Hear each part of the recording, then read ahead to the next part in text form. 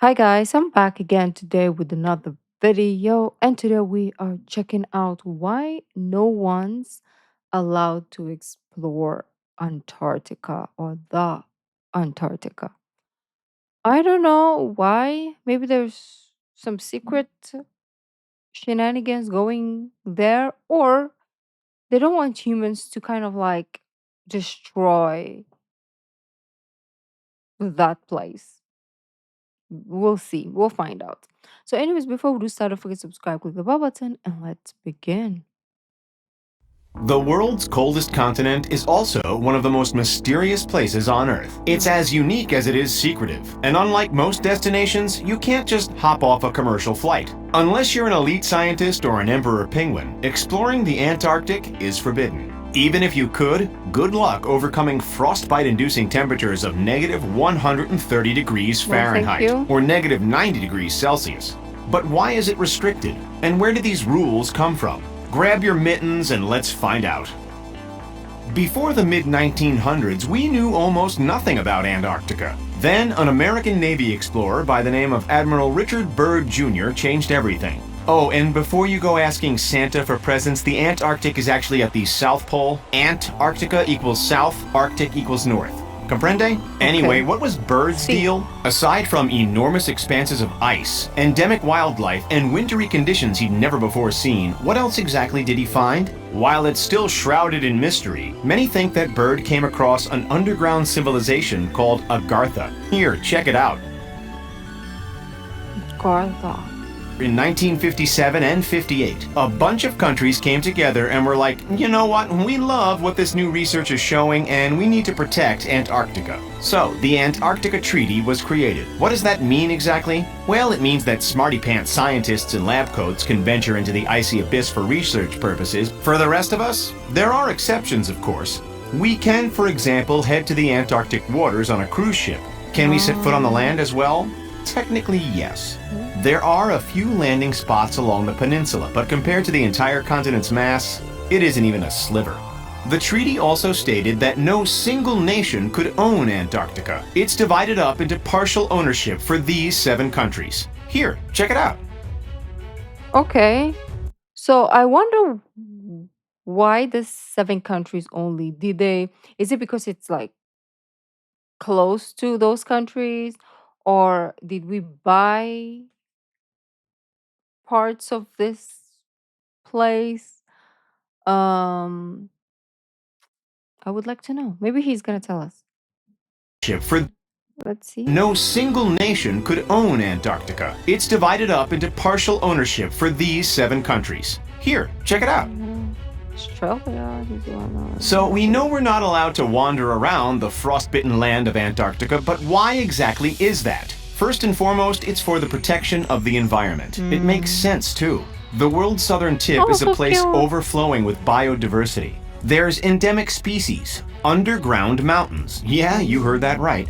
Blood red waterfalls, and even gold-spewing volcanoes. But as much as we do want to keep our beloved environment What do you thriving, mean? we've also been banned for our own safety.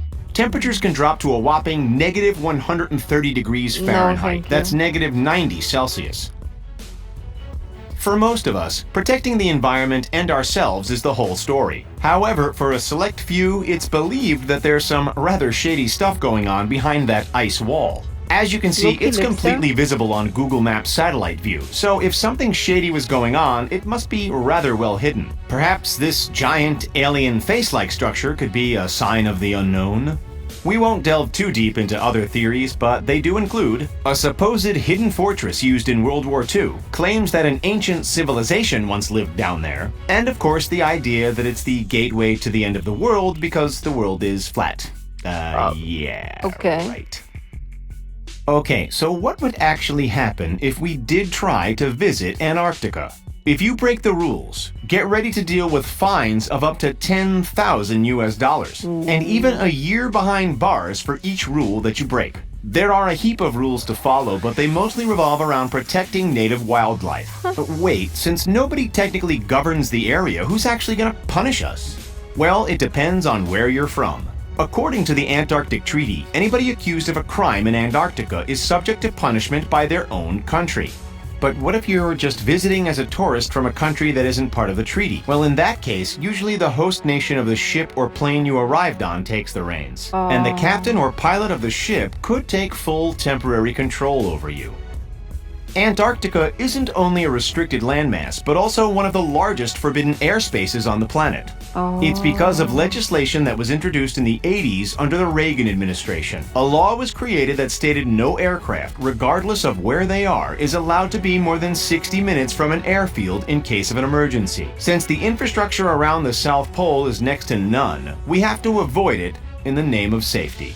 Of Wow. course, that rule usually only affects commercial jets. Chartered jets can still come and go to bring staff to the research bases, which hovers around Mm. 3,000 in the summer and 400 in the winter. While it can become rather bleak and boring, there are still a few basic facilities on offer. At McMurdo Station, there's some coffee shops, a general store, a post office, and 2 solitary ATMs. Sadly, some who make it down there don't make it back. Over the years, Oh. many bodies have been discovered beneath the ice, Oh. and some are never discovered at all. In total, the number of And the fallen bodies explorers are gonna, they're not gonna rot too because they'll freeze, right? If I'm not mistaken, they will freeze and they will just be there. So at least you can recover the bodies. I mean, if you can, it will be a body. It's not like skeletal or decomposed.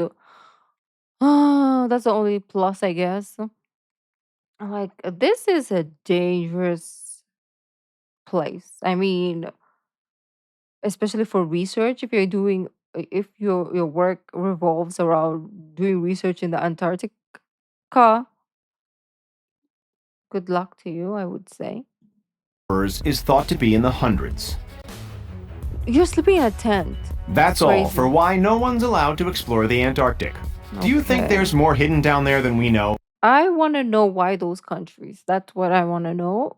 And I want to know, yes, if there's more shenanigans going on there. That's why it's not allowed. But I do understand the fact that they need to preserve the environment because we human beings, when we're giving the opportunity to go somewhere, we just ruin it. So it makes sense. Let me know your thoughts in the comments. What do you think really is going on there? Or if you have any clues or, you know, let me know down in the comments and I will see you in the next video. Bye.